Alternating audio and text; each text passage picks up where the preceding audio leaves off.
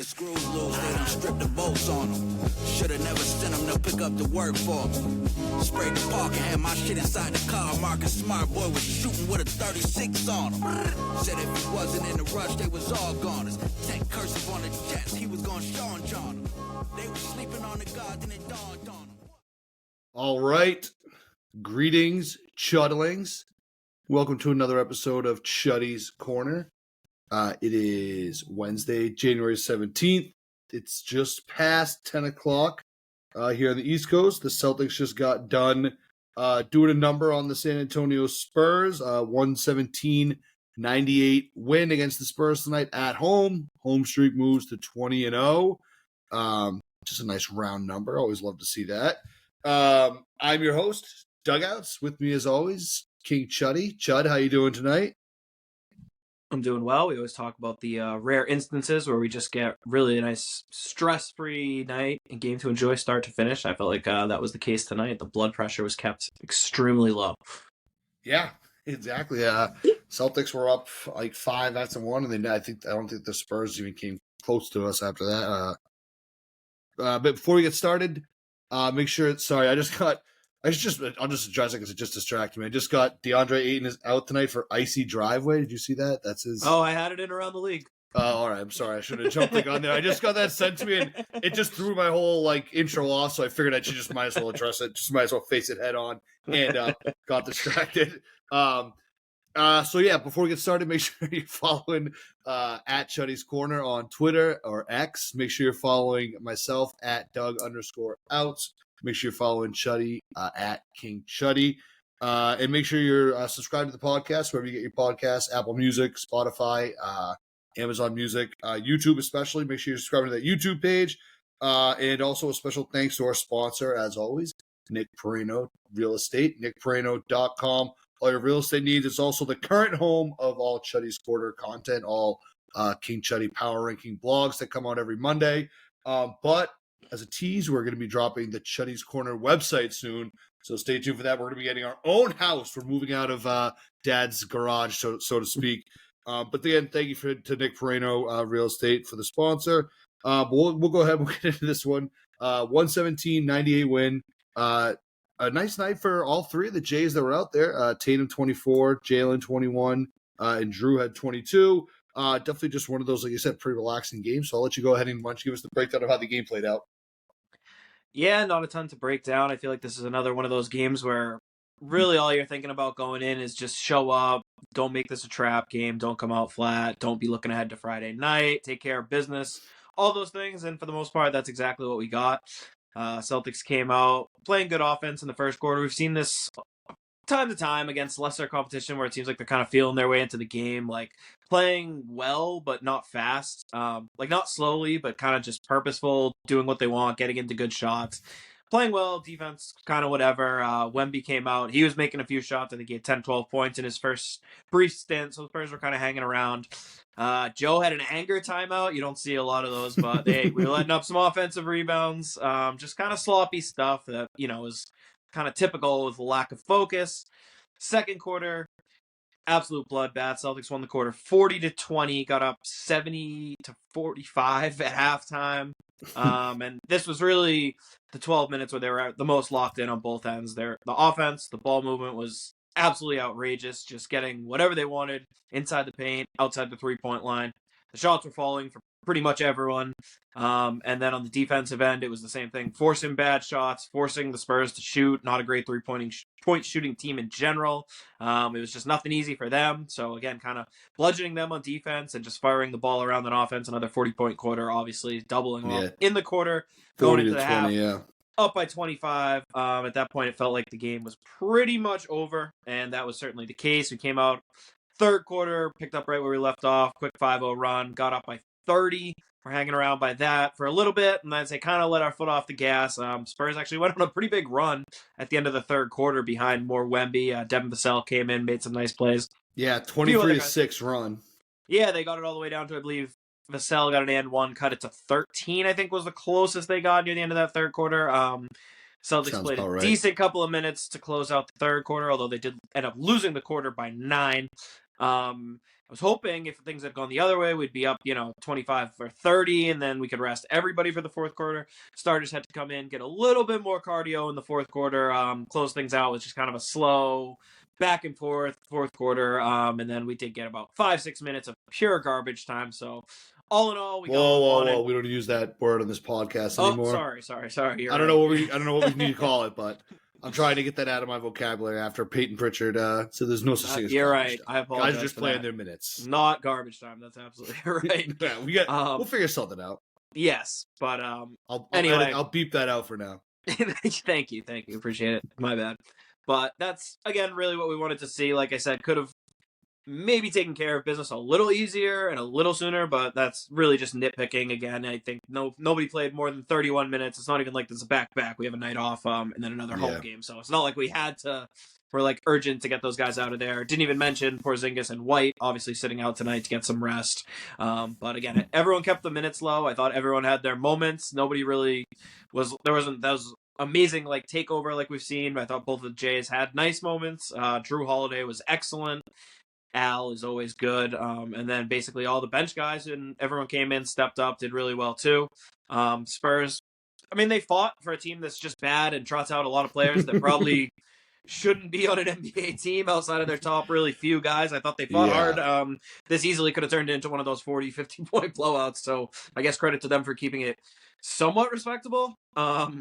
But overall, kind of just easy, light work for the Celtics. And I think against all those bad teams, we keep coming back to that word business. Like, just take care of business. My New Year's resolution, don't play with your food. And I thought this was just a perfect example. Didn't exert too much energy, but also never really let things get closer than they should have been. So did what needed to be done. Yeah, pretty good recap there. We can go ahead. I think like you kind of hinted to it early on, but I think like the main thing where the game really got separated, end of the first quarter we were up by 5. But that second quarter, that was really where we just saw a lot of like really good basketball. A lot of those like just the balls kind of flying all over the place before we even like realize what's going on. Another pass is happening, and it's kind of the ball's finding the hoop. Do you want to go ahead and break down anything else you saw from the second quarter that caught your eye? Yes, I mean, the second quarter was really, like I said, felt like the only extended stretch of the game where we were really locked in and focused on both ends and executing the way that, we would want to in a more competitive game. It started with Neemias Queta coming in. Queta got a lot of run in this game. Obviously, we said no Porzingis already. Kornet now both starting. So Queta, the first big off the bench, played a lot of minutes. But in that second quarter, he got a pass from Pritchard. Did like a drop step turnaround right into Wemby. I don't know if Wemby just like got bowled over by the size or was kind of trying to flop. It was almost like a half and half. But either way, Queta just bowled Wemby over and dunked it. It was almost kind of like a statement. Then two nice plays after that with some good ball movement led to 2 Peyton Pritchard threes. I think that stretched the lead up to 11. Quick 8-0 run. Spurs called timeout. And that really just set the tone. Then, like I said, it was a little bit of everyone. But like you said, the ball was just humming around. There was no like wasted motion at all on offense. Everything we were doing like served a purpose. And it was just like drive, kick, cut, pass, shoot. Absolutely dynamic offense, truly, from the Celtics. The Spurs, granted, don't put up a ton of resistance on defense, but just to speak to how good the shot quality was, the Celtics shot 8 of 9 on 3 in the second quarter.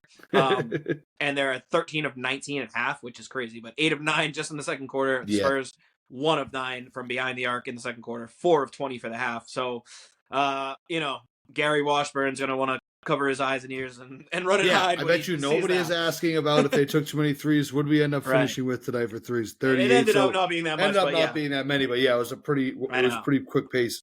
I'd love Washburn to start off that press conference by being like, Joe, you were really a little 3-point happy in that second quarter. Like, what's the deal? Yeah, like, what's up with that? Not a great strategy.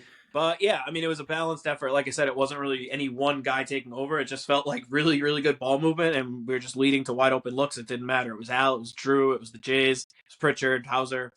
Didn't matter. They were all getting great looks. They were all wide open. They were all hitting them. And when they weren't hitting threes, they were driving to the lane. We saw Tatum and Brown both get to the hoop a couple times. O'Shea Brissett came in. He's doing his usual thing where he's getting to the basket. So it's like easy basket. He had some good. I think he got like yelled at for. He had that like behind the back pass. I think he definitely got like chewed out a little bit. Right? I thought that it was because they're saying something like later on the broadcast when Brissett had like a nice pass. They were like, you could tell the coaches were like happy that he made a good play there. Well, Jalen's the one. I know that Jaylen did have one, but I think Brissett tried to do like a stupid pass earlier. Like I think I remember Joe was like yelling at him was like barking at him for something that they did. It might not have been there. It might not have been an around the back one. But I remember Jaylen had the very sloppy. It was a 3-on-1 right at the end of that second quarter. Yeah, he just was gotten a little hoop. If ever there was a time to go for like a globetrotter type play, that was it. It did not end well, but that's okay. I think we stopped him on the other end, and Tatum came down and hit a 3 anyway, so it didn't really matter. And again, we were up by about 25 at that point, so not a big deal. And then later in the game, Brown went for another one. I don't know if you saw. He was driving and kind of like stopped on a dime and then passed it through his own legs. Perfect bounce pass to O'Shea Brissett for a layup. So he kind of made up for it with a highlight reel pass. Right, yeah. Maybe that's what you were thinking of. Confused. Yeah. But I did see a part early in the game. I forget exactly what happened where I feel like Joe, like something happened when he like kind of was a little annoyed at Brissett. There was some play, I think it ended with like a Hauser making a shot or something. But either way, Brissett did have a great game. That's like a roundabout way of me to almost like shouting him out for maybe getting yelled at by the coach. But I thought that he had another just kind of great game. He had at least one take to the basket where it was like, oh wow, that was actually like a very like nice skilled take there. Right. Yeah, I feel like he's expanding his game too, where he's had a few takes where the defense kind of collapses and it seems like he's just driving to the hoop and has actually made some really good kickouts to like the opposite corner. It's felt like he had a few assists and potential assists tonight, like just making plays as a playmaker that, again, like we kind of viewed him as so one-dimensional, and we've seen like all these things he can kind of do pretty well when he gets his chance. So Brissett continues to impress off the bench for me. Yeah, and we're going to talk a little bit later too about some of those other role players, but I did want to bring up one other thing too. You mentioned the Spurs 3-point shooting. So this is back-to-back games where we've had the teams against us. Is this something that we're doing, or are these just like not like just great teams at that? Like, it's just 12%, and then tonight was I think like 20% for the Spurs. So I think it's a little bit from column A, a little of column A, a little of column B, and then a little bit of column C. I think the Celtics are definitely playing good defense. The Celtics are clearly trying to take away corner threes, which are obviously the easiest, most high percentage threes. So we're trying to force specifically bad. Yeah. It's been a point of emphasis for the Celtics defense. To take away the corner I agree threes. that. I just didn't realize that was I always thought when I used to. It's closer. Run basketball. Well, I guess it's so closer, you probably there's no hoop behind you. It's like in Beirut when you step out of the way of the cup, you got no.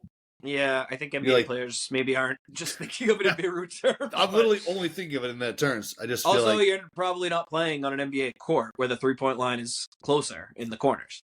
Well, I've definitely never played on an NBA court. But even a court with NBA 3-point lines, like the college line, it's even all the way around. In the NBA line, it goes straight out at the corners. Saying is like that. Yeah, that's why they call it above the break, because the 3-point line in the NBA breaks, and that part's deeper. So from like the elbows to the middle is a foot or two farther of a 3-pointer. Interesting. Good to know. So I've never played on a regular court. Those are probably not the easiest, because when I play street ball. Yeah, but the backboard can also throw off your depth perception, I feel like. Yeah. I don't know. For whatever, it's historically speaking, the corner threes are by far the best shot you can get. Yeah. That's where guys will go. And we're taking them away, which is good. Yes, exactly. It's a good strategy, I promise. That's been a point of emphasis all year. So I feel like that is part of our strategy, specifically how we defend the 3-point line and forcing teams to get lower percentage 3-point shots in general. That's definitely part of it. I think the two teams we played, the Raptors and the Spurs, are definitely not the best 3-point shooting teams. And I mean, the Raptors were missing Gary Trent Jr., who's probably their best 3-point shooter in that game to boot.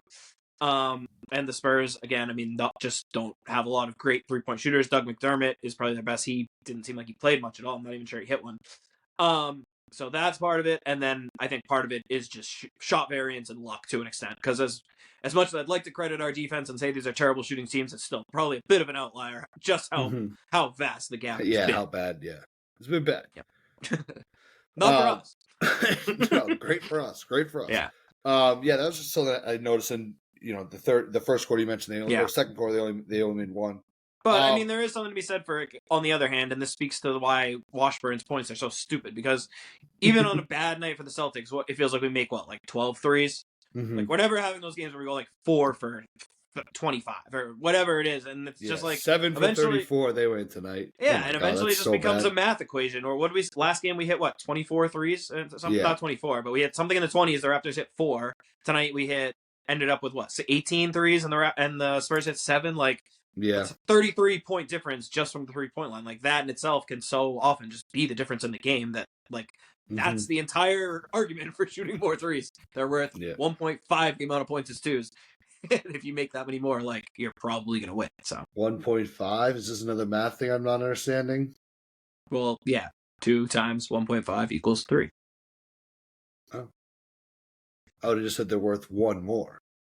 Well, 1 point more, but yeah, I mean, it's... Yeah. I wouldn't overthink it. That was just a weird way. I've never heard it said like that. They're worth an extra point.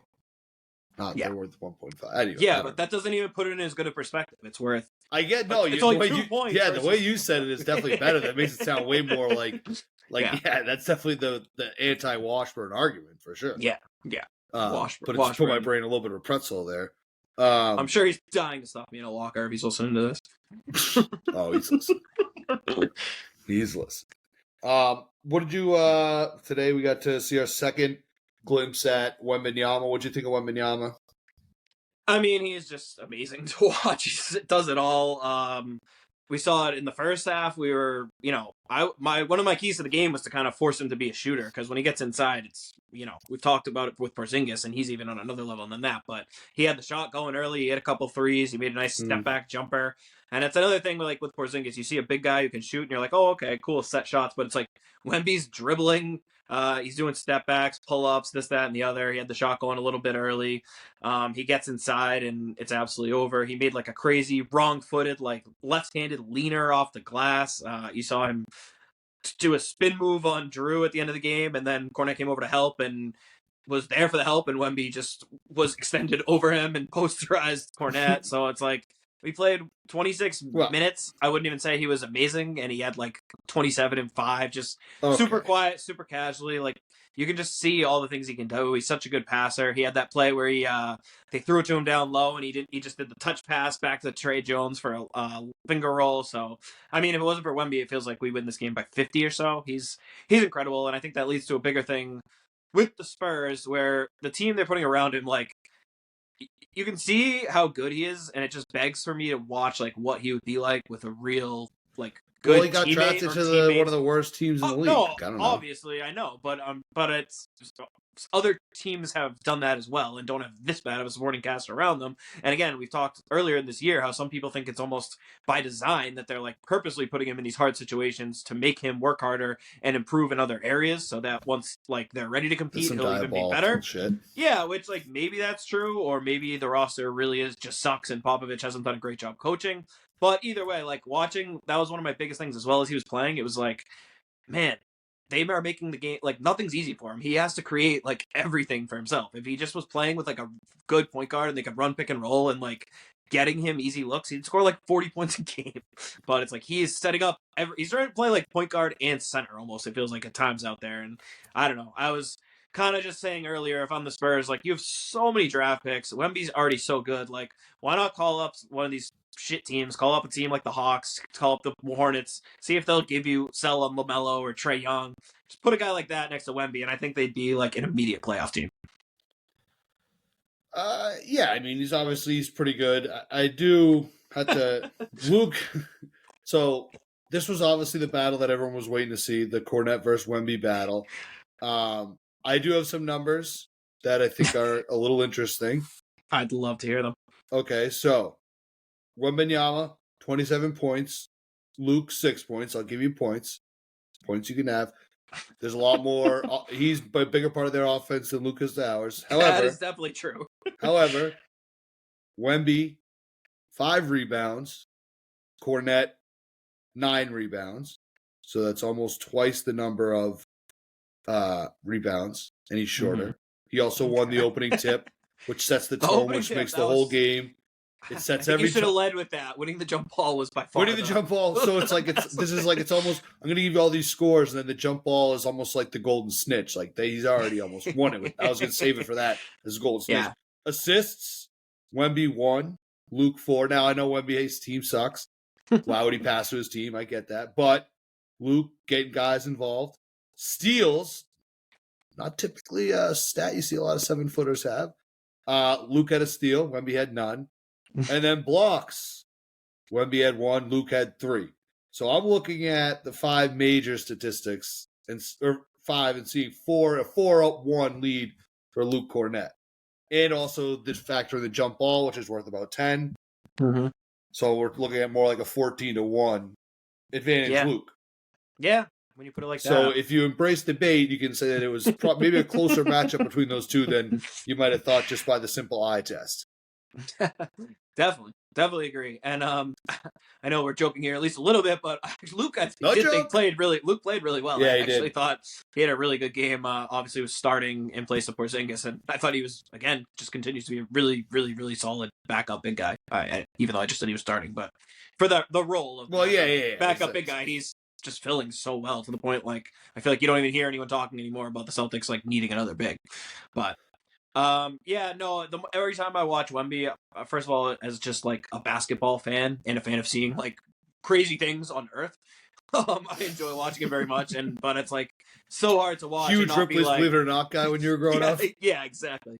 But it's like hard to watch that team play and not be like, oh my god, I would just like love to see him actually on a good team and see what that would even look like. So yeah, well, I'm sure we'll see it soon. It's gonna happen. Obviously, I just hope it's sooner than later, and they like kind of realize how good he is, how this fast, and kind of try to go all in. But there's probably still a lot of things in his game that he's got to work on. Like there's a lot of things is it even good to work on it when the team is so bad? That's the argument with like the process Sixers and that they ruined like Ben Simmons because it's like, okay, if you keep putting this guy out in meaningless games where you know your team's like trying to lose, that just builds like the bad attitude and bad habits. Yeah. In that sense, like I don't know. Look at Chet, who was also the number 2 pick. But now that OKC's team is taking off and he's getting to play meaningful minutes for a legit contender, I feel like that's way better for his development than going out and just putting up ridiculous stats trying to do it all on a team that blows. So, I mean, obviously neither guy's fault where they ended up, but... Yeah. Hold on, I was just trying to do math, but I realized I don't want the answer to the math. I was going to add up all of Luke's and Wemby's stats combined with those 27 points, really make it hard. Yeah. So, advantage Wemby there. It depends on how you weigh the opening tip. That was awesome when he got the opening tip. I was jazzed up. That got me fired up. So I can't imagine what that does. That got everyone fired up. Team. All right. So Wemby's always fun. So aren't going to see him again this year, but it'll be fun to watch that kind of as his career progresses. And props to anyone if they were holding their breath buying tickets a long time ago for this game for Wemby's one trip, just hoping that he would play. He played. You got your money's worth. You got the same money's worth. And I think that was a big talking point amongst us and amongst everyone at the beginning of the year is like, oh, this guy's going to play 10 games, blah, blah, blah. He's out there pretty much every day. He's been on a minutes restriction since that ankle injury, but he still goes out there, plays his 25 or so minutes, puts up gaudy stats. So props to him. Good for him. All right. We mentioned earlier Brissett kind of stepping up a little bit. I think that this is a big night for a lot of guys that stepped up. Obviously, there was no KP. There was no Derek White. I mentioned earlier, I thought that we're kind of getting a chance to see Jrue's offense sort of be a lot more involved in some of these games, especially if guys are missing games. Yeah. He had 22 points. That matches his total from last game, which I think was a season high. Yeah. So he's averaging his season high over the last 2 games. But I think a lot of other guys did kind of step up too. It was good to see, we mentioned Cornette in the position he had. It was good to see Brissett come back in and he played like he saw something fucked up in Maine. He never wants to go back. He plays like he just read like a Stephen King book for the first time and is like absolutely freaked out about going back to Maine. He had a really good game. So I just don't know if you have anything you want to add just on the different guys. I think that the more Jrue gets the chance to play offensively, and again, we don't necessarily need him to. That's the luxury of it. But it's just nice still to see that like at any moment he can kind of dip into his bag and kind of make something happen. The stuff he can do around the rim, kind of dribbling in and finding a way to get to the basket is just like super impressive. So big night for him. Jaylen at 21, Tatum at 24. So between the 3 J's there, to have 67 points there between the 3 of them, that's obviously a pretty good night for those guys without Porzingis and Derek White. So who else did you see anyone else that kind of stepped up that impressed you, or what do you think of those guys? Yeah, well, I mean, you nailed it with Jrue. Again, he went 6 of 7 on threes tonight, which obviously, that's about as hot as you can get. So we can't expect that every night. But again, I think it speaks to how good of quality shots they're getting. It's not like he's going down and, cross up, hezzy, step back on guys. Like, those are all good shots in rhythm, so he can hit those. He proved that again tonight. Just really good controlling of the game on offense, I thought, for Jrue. He was great. But yeah, all of those bench guys. Pritchard, another guy who's just been playing so well, and he's gone so far beyond the box score where I think in years past we maybe thought of him as just a guy who could come in, hit some shots, and that was it. He's doing everything for he's us. A dog. He is. I'm a little pissed I forgot to mention him. He's been just such a good rebounder. It's almost like the shots are just like a bonus at this point. When he hits the shots, it's like devastating how good he is. He's playing, great point guard. He can get to the hoop. The defense has been about as good as you could ask for from somebody his size. He's like the best offensive rebounding guard seemingly ever. He gets snatched every rebound. I don't know how. He just has like a great knack for where to be. And he does this other thing a lot, which I really like. So I don't know if you're familiar with the hockey term Gretzky's office. But anyway, that's like known for Wayne Gretzky because he used to skate around the back of the net, the spot like where you go behind the net. Now I know exactly what you're talking about. Gretzky's office. But it's kind of been a crossover NBA thing, which go figure, another Canadian, Steve Nash, was famous for it as a small point guard, where he would dribble all the way in and then keep his dribble alive and kind of go all the way under the basket and come back out. And I've noticed Peyton Pritchard incorporating that a ton in his game lately, and it's really effective. He had multiple plays where he dribbled all the way in, kept his dribble alive as the defense kind of collapsed, and then waited for a cutter, was just able to lay it off. He did it to hit Jrue for an easy dunk where he was basically uncontested, did it again. He got Kata an easy bucket. So again, just little things like that where so many of these guys, we already talked about it with Brissett too, they come in and you think of these bench guys as kind of one-dimensional, like, okay, Pritchard can come in and hit some shots. Brissett can come in and give some energy. And you're seeing these guys just gain more confidence, more comfortability playing together, and they're all kind of doing a little bit more. And at times tonight, it was like you'd think, a team shorthanded, missing 2 starters tonight would maybe struggle in the bench minutes, but it felt like there was really no drop-off the entire game, and I think that's just a credit to how good our bench has been, how good they keep playing, how much they keep improving. So that stay-ready crew, it wasn't all, I guess Pritchard and Hauser and Luke aren't really the stay-ready guys, but those 3 and the rest of them, like anyone who came in, and just all good minutes. Luke, we already talked about, he was awesome, and it also just seems like the team chemistry is absolutely immaculate. We saw Porzingis post the picture from the plane the other night when the guys were stuck, couldn't take off because of the weather. They were stuck on the plane. They took a good picture. If you haven't seen it, go check it out. The vibes are high. I don't know if you saw, they did the post-game interview was with Luke on the floor. Abby was interviewing Luke, and O'Shea came up and photobombed him. He was doing the arms crossed pose, smiling up, and then Jrue came in, Tatum came in. All 3 of them were just staring at Luke, photobombing him. They were all laughing. So did you see some of the mic'd up stuff with Hauser? Luke was hilarious in that first one they had. He walked up, he's like, I don't know, I just all of a sudden have such a desire to say some incriminating stuff around you, such a freaking such a goofball. It's pretty awesome. No, it definitely seems like the vibes are very high right now. Which winning will do that, obviously. So when you're winning this much, it's hard for anyone to be too upset. But I think it also does, speak more to the fact of how much all of these guys buy into their roles, and a lot of part of that is that Al and Jrue, they're veterans who have made their money. They don't care. Derek White, we probably don't talk enough about how awesome that guy is. It's just doing whatever is needed.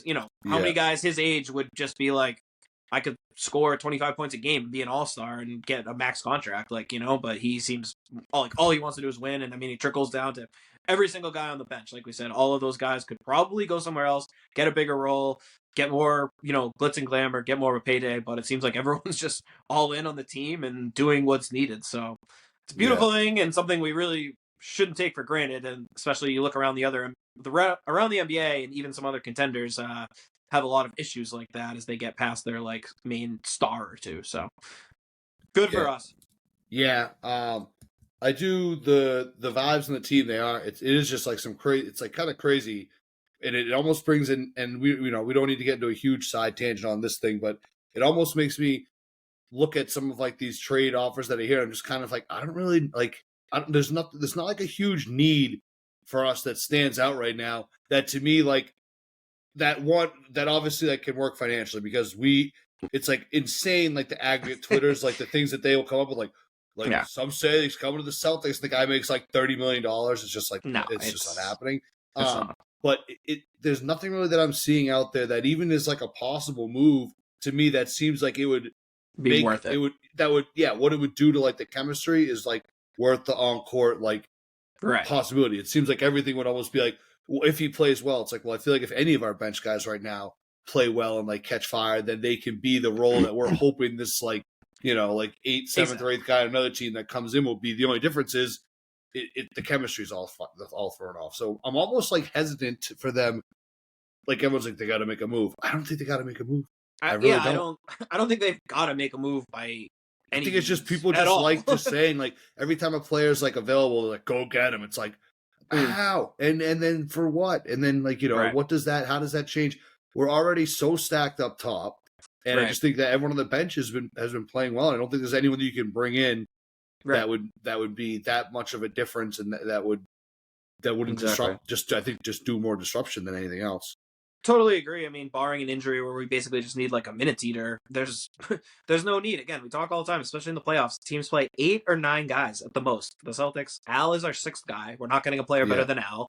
Pritchard and Hauser as our 7th and 8th man. Like, are we getting an upgrade on one of those two? And then even Cornette, our 9th guy, and Brissett, our 10th guy. Like, show me the guy that makes little enough money and is available enough that would actually like step in and play over those guys. And then at that point, like you said, what's the point? Why shuffle the deck chairs just to swap out like what Banton for another guy who can't crack the lineup on like a shitty team? Right. Like... And then it's just like things are just awkward, I feel like at that point. Right. So if there's someone that Brad loves and that shakes free, or maybe, is a veteran who provides like one specific skill set, like I think Brad has earned the benefit of the doubt. I trust him. But yeah, I mean, especially those top 9, 10 guys, like I don't see any reason to mess with it. Yeah. All right. Well, I'm glad we're all in agreement on that. I just so it's like the more and more I see like the way the team's gelling, and then the more and more I just see people like, oh, go get this guy. It's like they can't, and even if they can, I don't even think that. It's just like we just feel like we're entitled to every player that becomes available. Like we're good. We've made all of our moves. I think we've made all of our moves, and they've all been good moves. So we should be fine with it. I mean, Brad said it the last time he did an interview where he's like, our big trade like was the Jrue Holiday trade. He's like, shit just shook loose and it all happened at like a weird time in the NBA, like off season, but that's just the way it happened. But like, if it wasn't for that, yeah, we'd be probably looking to make a big move at the deadline, but like that was our big move. Yeah. All right. That was just a little side tangent on the state of the trade things. Yeah, we're definitely on the same state of the trade thing. Just the trade rumors basically. Yeah. Jordan Walsh, I think one last kind of thing, some little positive note to end on there. Jordan Walsh making his Celtics debut. He got called up. There was a lot of talk. Jordan Walsh. He had been called up, I think, a couple times. He sat on the bench, hasn't played, but obviously today got the opportunity to play. Played about 3 minutes. I think he has 3 rebounds. 4 rebounds. So yeah, it's the next Will Chamberlain rebounder. Yeah, can't deny that. Yeah, I mean, just nice to get him out there on the parquet, running around. All the experience he's getting in Maine is obviously best for him at this point, but I think there is something to be said just for actually being out there on an NBA court, even in a late game non-competitive situation, we'll call it. But yeah, he looked fine out there. It's cool to see, another thing that we shouldn't take for granted is the guarding crowd, even in that blowout situation, getting on their feet, cheering on a guy's debut who's like, second round pick, just shows the knowledge of Celtics fans. Some fan bases I don't think would know, like, our second round pick got called up from the G League and he might make his first debut here with 3 minutes left in a 21 game. Like, so props to that. Good for Walsh. And again, we've talked like, speaking of guys who could be in addition to this roster, like he could just be that guy with more reps. You saw obviously he got some rebounds. He took 1 3. It was kind of ugly, but that happens. It was very ugly. But again, we're not going to bring him up. Nerves. There was some nerves. Like the whole crowd was like, yeah. We're not going to bring him up to be a scorer. But if he can play, again, like a 10th, 11th man role, similar to what Brissett's bringing, from everything I'm seeing and hearing in Maine, he's been amazing at defense. He's big. You can tell how big he is just out there. He's like gawky almost, how long he is. Very athletic, very rangy. So again, if he could just hit open shots, like we're not going to be putting him in a position where we're asking him to do too much. He's basically going to be standing in the corner on offense, having to hit wide open threes if the team dares him to, and then just basically working his ass off on defense and crashing the boards, which I think are very translatable skills. So good to see him get some run. Yeah, it's definitely good. I'm rooting for the guy. I think he seems like a good fit and all that kind of stuff. I'm just very much more cautiously like viewing the whole thing. I mean, I don't think that if he's coming in to make an impact for us, then something's gone horribly. I feel like there's been a long line of like Celtics like late first round and second round picks that we get so like attached to, and they play really well in Maine, but then like we never see them on the team. So it's just again, the expectation, or they become Neesmith. Yeah, well, right, but what we would be relying on him for again would be to like fill the O'Shea Brissett role. It's not like we're like, all right, Walshy, we need you to play like 40 minutes now. And it's a future, it might not even be this year. In the years from now, this roster's not going to be affordable to keep all these guys together. We're going to need a young, cost-controlled guy to step in at some point to keep this team going. So it's about the future as much as it's about this year. Yeah, I agree. If we're relying on him for anything big this year, next year he's still in Maine, I feel like then we can just stop. Well, we'll probably already have a new second-round pick. If next season he's still not up here, then. But again, I'm rooting for the guy. I think that he can be good. I've heard all this stuff in Maine, but it's also that's just G Leaguers. I don't know. That's for sure. But it also goes hand in hand with the other thing we keep talking about how good and deep the Celtics are. I'm sure if Walsh was on the Spurs, he would have played 36 minutes tonight. You know what I mean? He'd be the fourth best player. Yeah, that's right. So that's true. Plays. That's fair. Maybe he'll ask for a trade. Yeah. All right. Yeah. I don't know if you have any other final notes on the game. Only other things, a couple silly things. Not silly, but I mean, Joe just rock solidly consistent psycho, challenged an out of bounds play with about 4.5, 5 minutes left. No reason at all. Lost the challenge, even so, whatever. And then I did see that he has the highest percentage of successful challenges, and he's one challenges almost more than anybody too. Yeah, I'll tweet the chart out. It was a chart that someone had, and Mike Brown from the Kings has more challenges, but is 50% worse on the challenges. Okay, fair enough. Good chart. I'll find the chart. I'll something out. Yeah, no, that's good stuff. And then the only other thing I feel bad we don't have as much announcer talk without Jrue in there, but gotta do some shout out to the announcer talk to the legend PJ Carlesimo coming onto the broadcast for what I thought was just usually it's one commercial break. Forever, he came for the second quarter and stayed for the entire game. I wonder if they planned that or if it was just kind of I'm not going to ask him to get up. It's just he sat through halftime, probably talking the whole time with Mike Hoffman. He's it was really good. Oh shit, you're starting? All right, I'll fucking good friends with Gorman. Those guys go way back. I mean, he's been involved in college and the NBA and probably known Mike for 40, 50 years at this point. He's been a great coach, great announcer. I thought he added to the broadcast. And I mean, obviously, has some familiarity with the Spurs. So it was funny. They were kind of trying to ask him, and he's like, I can't pretend I'm an expert. I've seen him twice live. That's it. But, the guy knows. He's forgotten more about basketball than either of us will ever know, so to speak. One of those just great mind, and it was cool seeing him get to mix it up with Gorman and, appreciate those non-competitive minutes where they can kind of just yuck it up and reminisce. They were already talking about their dinner plans for later in the night. Yeah, so, I was going to say, I love that part where Mike was kind of saying something about the clock, let's get going. He's like, what do you guys have dinner plans? They started laughing. Yeah. This guy's like, I might go out with you guys. And PJ's like, yeah, come on out. You're invited. And he goes, I don't know. He goes, that could become a 1 a.m.er real quick. Well, yeah. So PJ Carlesimo is absolutely famous for in every city that he travels to, knowing a restaurant that is open as late as he wants, and is apparently quite the wine aficionado, and is known to put more than a few bottles. I was gonna say, I wonder what it's like. PJ are, on a night that Mike Gorman goes out and gets tuned up.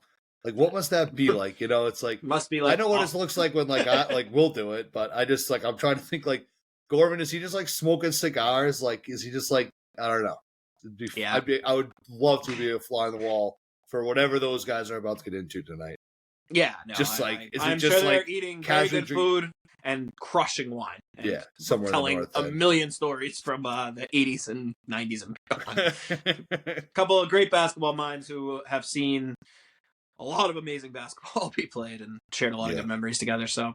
Just cool. Absolutely. Another cool moment on the Gorman farewell tour. And I thought it was funny how he kept saying 20-0 in these games you've announced.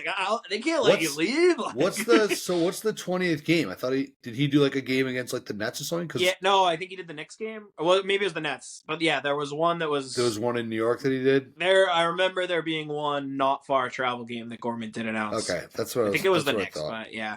All right. All right, let's go ahead.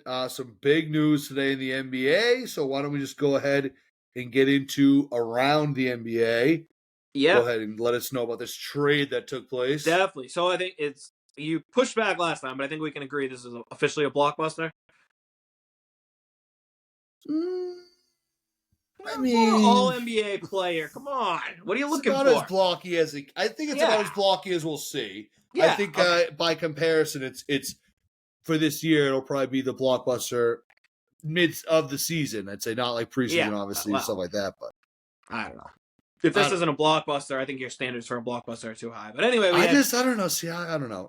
Maybe I just don't get enough of RSN or TSN, or whatever the station of Canada is. TSN, yeah. So maybe I just don't get enough of that. I don't know. Siakam, it just has never really impressed me. Everyone always I feel like I hear about him more than I see it when we play them. Well, I see him when we play him. Someone needs to pull up the stats again of how he plays against the Celtics. Maybe I just don't see his best game. But.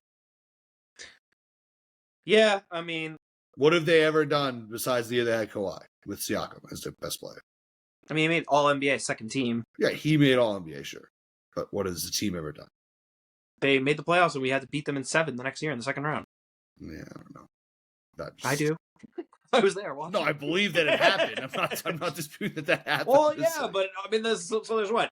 8 all right, a 10... scale of like 1 to 5 blockbusters, I would say this is like a 3.8. I'd say it's like a 4.2 at least. I'll Guys, give you not 4. that much better than that. Just don't even get traded. I'll give you a 4.1. 4.1. Right. The highest. We're above a 4. That's good. Anyway, if you're sitting there being like, "What the hell trade are they talking about?" So the Toronto Raptors continued. that was bad broadcasting. Continued their selling. We had all kind of seen this coming ever since the OG Anunoby trade. Now the even bigger domino falls as they finally have dealt franchise cornerstone and NBA champion and 2-time All NBA player Pascal Siakam, 29 years old, in an expiring contract to the Indiana Pacers. Not exactly your biggest buyer of a team, but good for them. The Pacers went out. They paid up. They gave away 3 first-round picks, Bruce Brown, Jordan Nwora. I think that was it for Pascal. Well, not really. But didn't he just sign there? Yeah, but he won the championship and got an absolute bag, $23 million with the option for next year too. So he kind of I can't weep too much over that, I suppose. Yeah, no, he knew what he was signing up for, and maybe you could potentially get traded to another contender at some point now too. So either way, we love Bruce Brown. He's obviously a Boston boy, but yeah, not losing any sleep. But anyway, the big thing for me is, I just love that the Pacers are going for it. I feel like so many times you see teams, especially these kind of small market teams who get kind of good and are kind of just content being middle of the pack. The Pacers, so props to them. They're we absolutely struck gold on this Halliburton trade. He's a top 10-ish player in the league already, only 23 years old.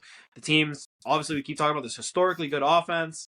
They go out and get arguably the biggest star and the best player who's at least available on the market right now. So they went out, got Pascal Siakam, who, like you said, maybe he's not the flashiest guy. He doesn't have the sexiest game, but he's a good physical player. He'll do the dirty stuff. He'll score over 20 points a game. He can do a lot of it down low. He's been shooting the 3-ball really well lately. He can defend 4 positions on the other side. He's a good rebounder. Good team player, and a guy for a star who you can fit into any team too. It's not a guy who's going to go in there, demand the ball. He should be really fun to watch play with Halliburton.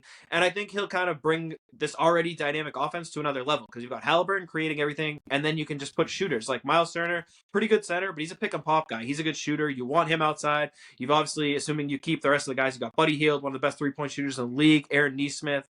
You can space the floor, let Siakam do his thing down low. It just brings a whole new element. Really, all this team was lacking. They kind of didn't have a secondary guy. They had Halliburton doing it all, and then just a lot of good shooting around him. Now they have a legit number 2 option in Siakam, who will also already be their best defender. That's really been the biggest question mark for the Pacers is, are you going to be able to stop anyone in the playoffs? Now they've got a legit stopper on that end too. So, I mean, beyond being obviously a really good player already, their number 2 guy, he's a really good fit for what that team's doing on both ends and brings a proven veteran leadership and a guy who knows what it's like to win. So another really important thing for a very young team that's playing a little over their skis. So again, love the move for the Pacers. Love that they're just going for it. It sounds like from everything I'm hearing, they're really confident that they're going to be able to re-sign him. So again, I don't think this move is just for this year. So people thinking, obviously, I don't think they're viewing this as a rental because obviously the Pacers still aren't going to win it all this year. I think now they're a legit threat to win a round, and they could easily be that 4 team and, challenge the Bucks or the Sixers. Or, I mean, they played well against even us. So I think they've at least separated themselves from that kind of middle of the pack in the East, where beyond that big 3, I think they're closer. It's closer to a top 4 now than anything else. But I still think this move is, showing the young guys that, like, hey, we believe in you. You've proven to us that you're legit. We're going out and getting you another guy to make you competitive for this year and going forward, because they've got Benedict Mathurin, who's still only 21 years old. Jarris Walker, they drafted 7th overall. Nemhardt's really good. We mentioned Neesmith. All those guys are really young. Now they have a proven All-NBA guy to go along with them, and they still have more draft picks they can trade. So that's the thing. If they want to go out after this year, go get a legit third guy, they could easily get into that mix of a contender. And again, they've got enough picks and enough young players to do it. Price tag probably sounded a little gaudy, but keep in mind, one of those picks, so it's their own pick this year, which at this point will probably be maybe 15 to 25. So solid pick, but not a great pick. The other pick from this year is it's one of those deals where it was between 4 teams, so it's like the worst out of 4 teams, and 2 of them are OKC and the Clippers. So that's probably going to be a bottom 5 pick. Yeah. So 2 like late-ish picks in this draft, and then a future pick in 2026. Obviously, the Pacers are expecting themselves to be good in 2026. So there's a chance that all 3 of those picks are 20th or later. So again, I think good shot for the Pacers. That's kind of a fleece then. Well, yeah, but I mean, then again, you look at the what Raptors. You just described makes it sound like a fleece. Right, but again, he is on an expiring contract, so you're gonna get nothing. Well, right. The Raptors, if they don't trade him, are going to let him walk. So they can also turn around and be like, hey, we got 3 first-round picks. And who knows? Maybe Siakam, maybe the rest of this year goes horribly, and that ends up being a lottery pick, and Siakam doesn't re-sign, and it's 2 great picks. Like, you never know. And again, at this point, the Raptors are really just trying to rebuild. And they so your sources are saying he's probably going to re-sign there? I think they're saying they have a good relationship with the agent. He's also the agent for Andrew Nemhard, who's already on the Pacers. The Pacers have the cap room to be able to match any offer. So all indications are. And I mean, again, the thing with the modern NBA knows that they play in Indiana. Because I feel like that was the issue. Like, you listed all these things that are like, yeah, I mean, there's plenty of teams, but usually there's a lot of these teams that have all of that stuff, but they also Siakam doesn't strike me as the guy who's going to be like, no, I want to be in like New York or Miami or LA, whatever. And also the other thing, again, too, the other advantage of Indiana making this move now is that right now there aren't really any good teams that have cap space. So it's not like any of those teams, like, I don't know what team he would prefer to go to, but there isn't a team that can just go out, like, maybe Philly, if they don't do anything, has the cap space. I don't know if he still gets along well with Nick Nurse. Obviously, him and Embiid, both from Cameroon. So, like, maybe there's something there. That was kind of the only other team. But, again, if he goes and fits in well and him and Tyrese Halliburton click, like... It's a good spot to be, player-wise. Yeah, exactly. You would think so, and I don't know. I think I've always thought the destination cities in the NBA are overrated, and it really only matters to the top, like, 5 guys in the league. Like, Pascal Siakam's not, I don't— think the kind of guy who's going to go in there and be like, if anything, I feel like the Dame Lillard thing kind of proved to us that it's just Dame, you've had some great shots, you've had some big moments, but you're not exactly choose your destination caliber player. Like, and look at the 3 teams in the West, 3 best teams in the West right now playing Minnesota, Oklahoma City, and Denver. So it's like, you know what I mean? God, David Stern just shook in his grave. Things have changed. I think that's really like a much overblown narrative that people just love to talk about. But at the same time, there's 30 teams and they only have 12 roster spots. So every star can't go play in Miami or New York or LA. So great trade. And then again, from the Raptors, just adding stuff like they got sad, I'm sure, to see Siakam go, but we've talked about how many kind of assets they've wasted. So to get 3 first-round picks, even if they might not be great picks, I still think is a pretty good return. Bruce Brown, again, they don't have to pick up the team option, so they can let that money expire, so they'll have some cap space. They can turn around, maybe package those picks, maybe take a couple chances, try to hit, maybe trade 2, move up, whatever. They've got some options. Jordan Noir, kind of a throw-in. Whatever. But we did it. Yeah, exactly. I mean, overall, that's kind of like the takeaway from the trade. So I think for the Raptors, like, you had to do it. If they made it through this deadline without trading Siakam and having not obviously extended him this far, that would have been like an absolute ticking time bomb. So, again, 3 first-round picks are 3 first-round picks. And they're all, none of them are protected in a way that they won't convey. So it's like, even if they're bad, you're still getting 3 first-round picks. So yeah. That's still not bad. Your little breakdown of how he plays has that you've talked me into the 4.1. I feel good with that. Love it.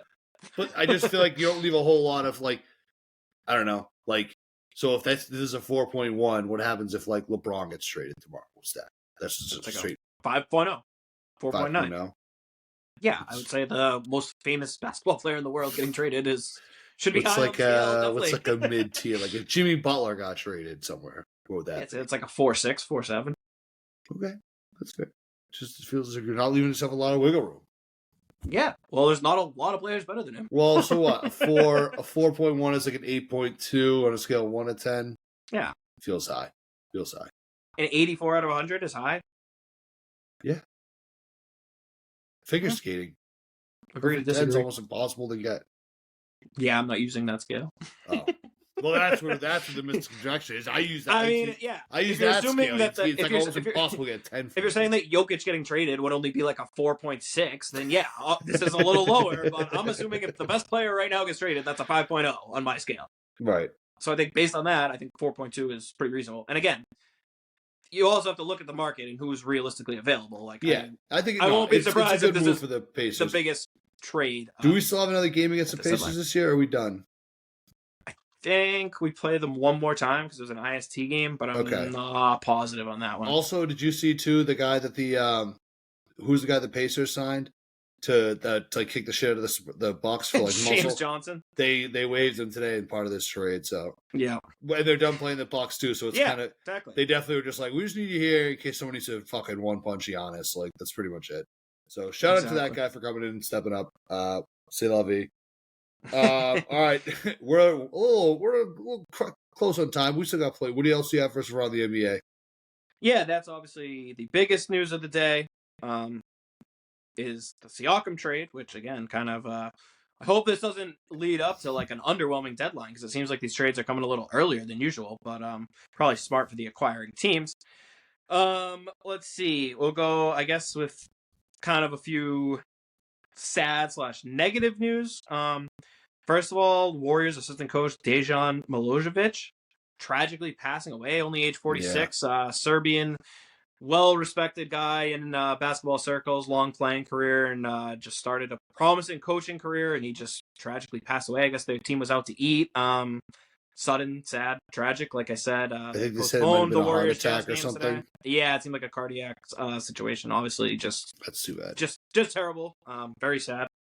And then another kind of not maybe sad or tragic, but just like ugly-ish news. We saw that Dolan, the owner of the Knicks, is getting sued for sexual assault, rape, sex trafficking. Oh. He was lumped in with Harvey Weinstein, is also in the lawsuit. So those two running around. It was really just like one of the. It was the more I kept reading the headline, I was like, is this like a Mad Libs? Like, oh my god. So yeah, I mean, Dolan is he is at this point got to be on the very short list of like worst owners in all of pro sports in terms of like quality he is as an owner and the kind of like person and scumbag he is. There's been a lot of shady stuff. I wonder if this could finally be the thing doing a live show at MSG. Yeah, no, we're gonna probably have to wait for the new owner. Sounds like it's fine though. Sounds like it's good. Sounds like yeah. I did see the headline and I saw that he was in there with Weinstein and I was kind of like, well, that can't be good. But I didn't realize it was I didn't realize it was like pretty much exactly what you think. Not someone whose name you want to be able to say. Imagine if you like were getting sued with Harvey Weinstein, but it was like just totally about like a money thing.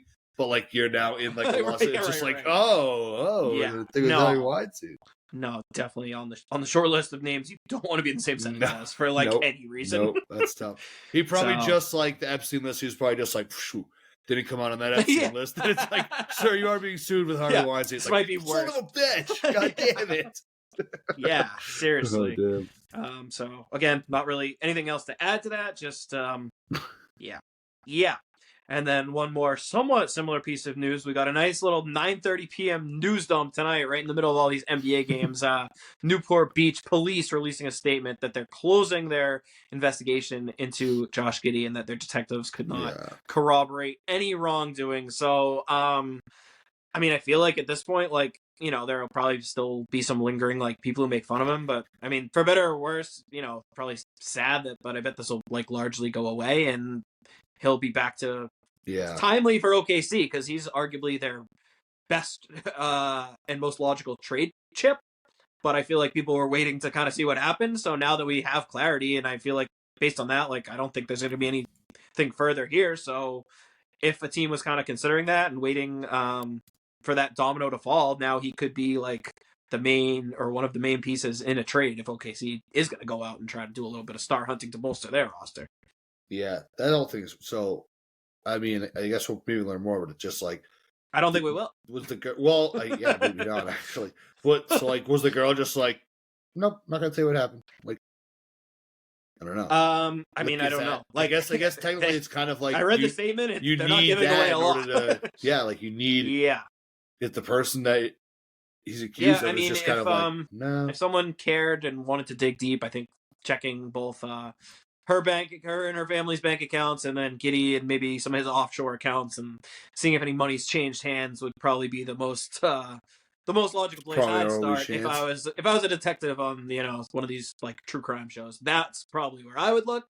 But no, I mean honestly, I would be surprised if this is like basically closes the book on this and it just becomes a footnote where 10 years from now he'll be in the league and we'll be like, wasn't that the guy who got accused of? Yeah, I'll still. Yeah, but I mean, I don't know. I'm sure he'll be.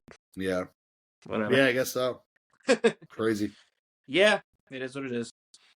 All right, then moving on. This isn't really sad, more just funny. You teased it during the intro. DeAndre Ayton not able to, couldn't come to work tonight due to weather. Where are they playing?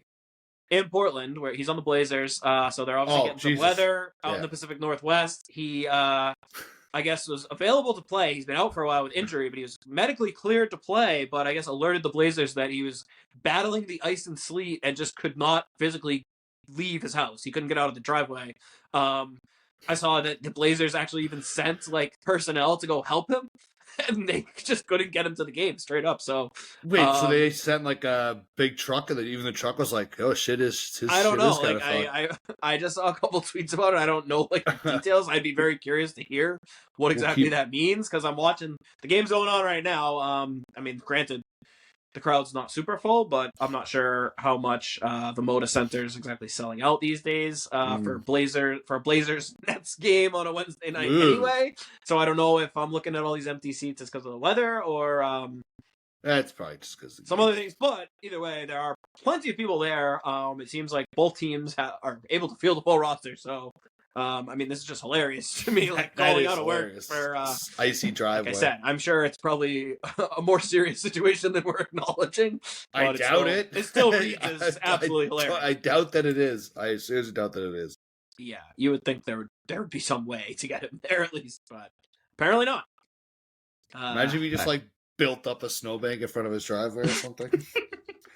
Yeah, they get there. They get there. Just has like a complex, like what, like I don't forts, live, like snow forts and shit like that. Lives in like a glacier, maybe. I don't know. Yeah. Well, like I said, this is definitely a story where I'm gonna look into it. I'll see if the intern can find anything. Maybe they can post some more details if they come out. On this, if you can get like a picture of like his estate, like what that driveway looks like. Yeah, I hope he's at least posting. He's got to post something because otherwise it's just weird. But anyway, that's neither here nor there, I guess. Then the other thing, I guess, just going back to last night, we had a few good games. One, the Suns, who have just been awful in the fourth quarter. They had a 22-point comeback with 7 minutes left against the Kings. The Kings just absolutely pissed down their legs. Couldn't make a shot. Couldn't stop turning the ball over. And that they could not solve the Suns' small lineup with Durant at center. They had the big three, Gordon and Grayson, and they were all just hitting threes, flying up and down the court. The Kings didn't know what hit them, so just like a shocking almost comeback. We'll see if that means anything. The Kings have been kind of slumping and having some brutal losses for a while, so that was just kind of crazy to watch. You don't see quite that big of comebacks in that short of time, even in today's NBA. That was pretty jarring. And then the marquee game of the night last night, of course, has been hyped for a while. Will he? Won't he? Who's going to play? Who's not going to play? Guess what? Everybody played, and we got treated to an amazing game between the Sixers and Nuggets. Embiid and Jokic, both on their A games. Both played on the second nights of back-to-back. Didn't look any worse for the wear. This was just like an awesome basketball game all around.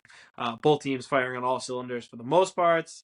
It looked like Jokic was going to get the best of him going into the late fourth quarter, but both big men and all the starters came back in with about 6 minutes left, and Philly pretty much dominated the last stretch of the fourth quarter. Embiid outplayed Jokic. He put up another 40-burger. Didn't extend his rebound streak, but he had 10 assists. Ooh. And he just played awesome. He looked like the best player in the world last night. He outdueled the Joker. Philly got the big home win over the Nuggets, playing at full strength. And again, it looked like both teams really wanted it. So good, impressive win for the Sixers. We've clowned them a bit, but Embiid is back. It doesn't look like that will be a lingering issue. Legit. Yeah, no, but I mean, Embiid's been sitting out. We've been clowning him for like other stuff, not necessarily like how they've looked at full strength. Right. Now that he's back, right. I think someone must have alerted him to the new rules about having to play 65 games. So he's like, oh, back to back, I'll be out there. But he looked really good. So props to the Sixers, props to Embiid. He was the man. And then after the game, had a nice embrace, him and Jokic. They asked him what he said, and he goes, I just told him, you're the best player in the league, man. Keep it up. So always like trolling in some regard there, whether that's the real conversation, how he really feels, who knows. But still cool to see two of the best big men truly to ever play the sport at their best against each other. Obviously just a regular season game, but still cool to see. Always fun to watch the last two MVPs of the NBA going head to head, especially when they're both centers. Yeah, it's some old school shit right there. It's got the old heads real happy. Two guys banging down low. All right. Do you have is that wrapping it up for around the NBA? Yeah, that's it. All right. So with that being said, we have the defending champions, the Denver Nuggets, coming to town on Friday. Should be a good Friday night at the Garden. Hopefully, you got a good, nice little lubed up crowd there. Hopefully, everyone's fired up. I feel like, and only because I went to a Nuggets game against the Celtics like 2 years ago and we beat them pretty well. I feel like we've played the Nuggets well our last few games. So why don't you go ahead and give us just a quick little preview of the Celtics-Nuggets matchup? Yeah, I mean, obviously a great matchup. The East favorite against the West favorite as it stands. Arguably the two best teams on balance in the entire NBA. I can't wait. And I'm glad that for a change, we shouldn't have any questions of resting. I mentioned the Nuggets played last night. Well, their next game is Friday, so they get 2 days off, traveling from Philly to Boston. So we should see that entire full-strength Nuggets team in action. And obviously the Celtics played tonight, rested a couple guys, and like I said, didn't extend major minutes. So I'm expecting both teams at full strength, national TV game. This should just be an awesome matchup. Potentially a finals preview. And I'm just looking forward to it. I mean, I think as far as regular season basketball goes, this hopefully should be about as good as it gets. I'm just super excited. I'm excited to see what we'll do. I don't know. I don't know if we'll have Porzingis start on Jokic. Like that's the kind of matchup that we kind of I think feared originally. I don't think we would. Yeah, I don't know if it'll be Tatum on him trying to bully him. A lot of teams have done that. I mean, Philly for the most part the other night had a lot of Tobias Harris, a lot of Nicholas Batum guarding him. We've seen a lot of guys kind of trying to keep their centers roaming and kind of around the back to block shots, not really directly matched up with these other centers, especially Jokic, who almost plays like point center the way he controls the ball outside. But I'm sure we'll mix a lot of coverages. Maybe Jrue will get a chance to push him around, little this, little that. But I mean, Jokic, he's on a different level. You put a guard on him, even one as good as Jrue Holiday, he will take him right down to the post and score. You put someone like Porzingis on him, he will just abuse him with strength. So I'm looking forward to it. Like I said, I just want to see a really good basketball game. And again, this could be the biggest test for the Celtics' home winning streak. At least, I mean, obviously, at a certain point, every game's gonna be hard. But at least on paper, I'm not sure you'll get a tougher game as the defending champs, arguably coming in, favorites to win the title. So should be a hell of a basketball game. I'm excited. Yeah, it's gonna be a good one. I'm excited to see it. Jokic is just a really super fun player to watch.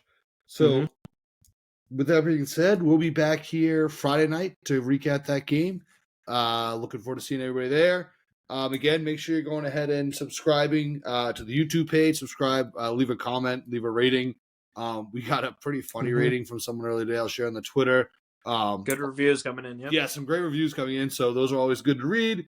But potential recurring guest on Friday night, right? Yes, that's right. NBA. Well, I'll save the surprise. Yeah, we might have a reoccurring guest. You can probably narrow it down when you say reoccurring guest. It's not a long list of reoccurring guests.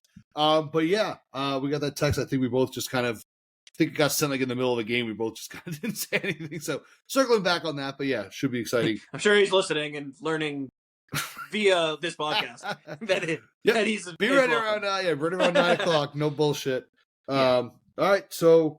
Yeah, looking forward to seeing him again on Friday. Again, Celtics get the win tonight against the Spurs, 117-98, 20-0 at home. And we are we'll see you on Friday. All right. Have a good night, Chetty. Peace out, Chuddy Heads.